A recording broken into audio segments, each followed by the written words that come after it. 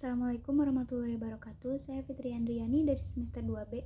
Sini saya akan mereview kembali pertemuan ke-13, yaitu tentang sifat melawan hukum yang telah disampaikan oleh Ibu Profesor Dr. Hajah Eni Nur Aini SHMH dan asistennya yaitu Bapak Dr. M. Rendi Aridayandi SHMH.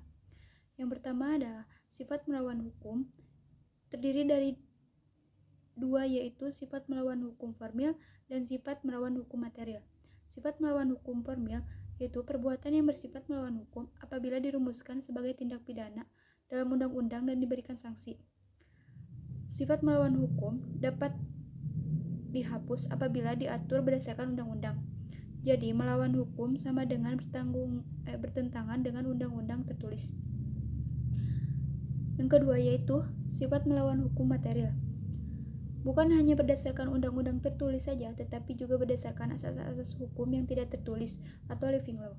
Sifat melawan hukum dapat dihapus berdasarkan undang-undang dan aturan hukum yang tidak tertulis.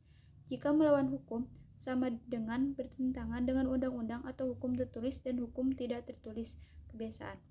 Kesimpulannya, sifat melawan hukum dapat dihapus dengan adanya alasan pembenar. Menurut sifat melawan hukum formil, alasan pembenar hanya dapat diambil berdasarkan hukum tertulis. Menurut sifat melawan hukum material, alasan pembenar dapat diambil dari hukum tidak tertulis. Ajaran melawan hukum formil sudah tidak dianut lagi sejak tahun 1963, yang menentukan adanya alasan pembenar di luar undang-undang adalah hakim apabila terjadi pertentangan antara hukum tertulis dan hukum tidak tertulis. Hukum tidak tertulis tersebut harus dipandang adil dan benar oleh seluruh masyarakat umum. Rasa keadilan itu harus bersifat umum. Sifat melawan hukum material dibagi menjadi dalam fungsi negatif, dalam fungsi positif, dan sistem hukum pidana Indonesia.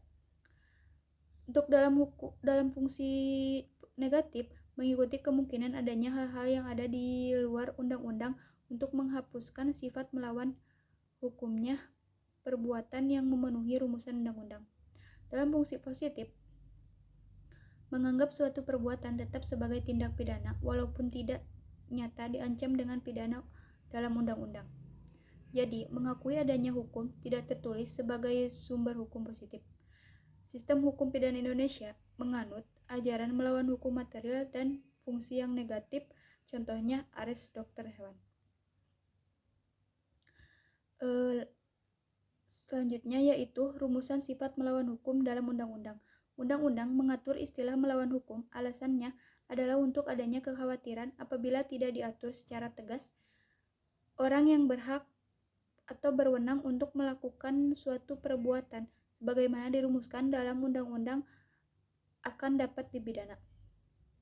Dengan istilah melawan hukum, seperti diatur dalam pasal 167, 168, 335 ayat 1, 552 KUHP. Istilah lainnya seperti tanpa mempunyai hak untuk itu, pasal 303 dan 549 KUHP. Istilah tanpa izin diatur dalam pasal 495, 510 KUHP.